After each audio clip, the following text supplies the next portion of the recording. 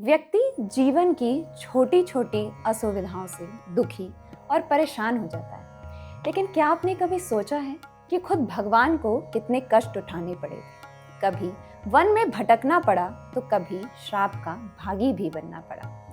जी हाँ, आज हम बात कर रहे हैं नारद मुनि की। नारद मुनि को ब्रह्मा जी के मानस पुत्र के रूप में और भगवान विष्णु के परम भक्त के रूप में जाना जाता है। शास्त्रों में नारद मुनि को भगवान का मन कहा गया। इसका अर्थ है कि जिस तरह मन किसी भी व्यक्ति के हर भाव, इच्छा, हर विचार को जानता है, उसी तरह नारद मुनि भी भगवान की हर दिव्य इच्छा से पहले ही परिचित हो जाते हैं। लेकिन क्या आप जानते हैं कि नारायण नारायण जपने वाले मुनि को अपने ही पिता से श्राप मिला था। एक समय ऐसा आया जब सृष्टिकर्ता ब्रह्मा और उन्हीं के पुत्र नारद के बीच में तीखी तकरार हो गई। लेकिन ऐसा क्यों हुआ? आप सोच रहे होंगे कि देवताओं के बीच लड़ाई कैसे हो सकती है। चलिए हम आपको बताते हैं। एक बार ब्रह्मा जी ने नारद जी को समझाया कि संसार का संचालन तभी संभव है जब संतान की उत्पत्ति हो। इसके लिए उन्होंने उन्हें विवाह कर गृहस्थ जीवन जीने की सलाह दी। इस पर नारद जी ने कहा, हे पिता, मुझे संसार के मोह माया में नहीं पड़ना है। मेरा जीवन केवल नारायण की भक्ति के लिए, मैं केवल उन्हीं का दास हूँ। नारद मुनि के इस उत्तर पर ब्रह्मा जी काफी क्रोधित हो गए। उन्हें लगने लगा कि उनका पुत्र उनकी आज्ञा का पालन नहीं कर रहा है। बस फिर क्या, क्रोध में आकर ब्रह्मा जी ने नारद जी को श्राप दे दिया। हे नारद, तूने मेरे आदेश का उल्लंघन किया है। अब तुझे लोक लोकांतर में भटकना पड़ेगा और तेरा विवाह भी कभी नहीं होगा। उन्हें हमेशा के लिए ब्रह्मचारी रहने का श्राप दे दिया। इसके साथ ही उन्हें कलहकारक भी कहा जाएगा, यानी कि नारद मुनि देवताओं के पास संदेश लेकर तो जाएंगे, पर यही लड़ाई झगड़े का कारण बनेगा।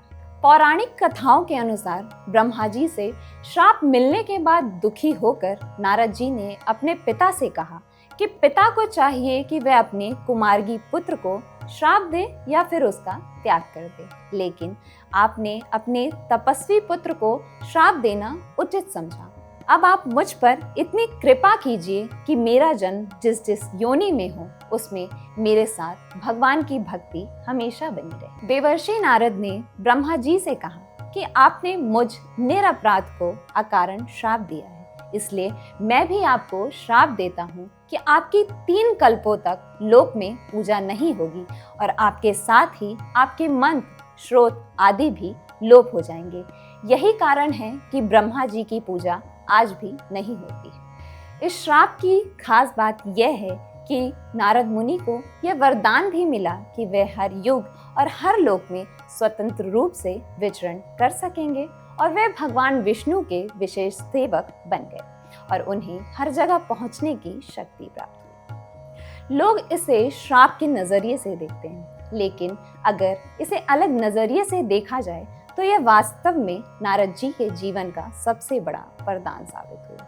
जी हाँ, विवाह और गृहस्थ जीवन से मुक्त होकर वे पूरी तरह भगवान विष्णु की भक्ति और सेवा में लीन हो गए। उन्हें संसार के कल्याण के लिए निरंतर भ्रमण करने की स्वतंत्रता मिली। उनके कारण अनेक महापुराणों और ग्रंथों की रचना भी संभव हुई, क्योंकि नारद मुनि के प्रश्नों और चर्चाओं से ऋषियों ने शास्त्रों का विचार किया। वे त्रिलोक के एकमात्र ऐसे ऋषि बने जिन्होंने देवताओं, असुरों और मनुष्यों सभी के बीच सहज संवाद स्थापित किया। अब आप हमें कमेंट करके बताइए कि क्या नारद जी को श्राप मिलना उचित था? ऐसे ही और दिलचस्प पौराणिक कथाओं के लिए देखते रहिए बजरबट्टू डिवाइन।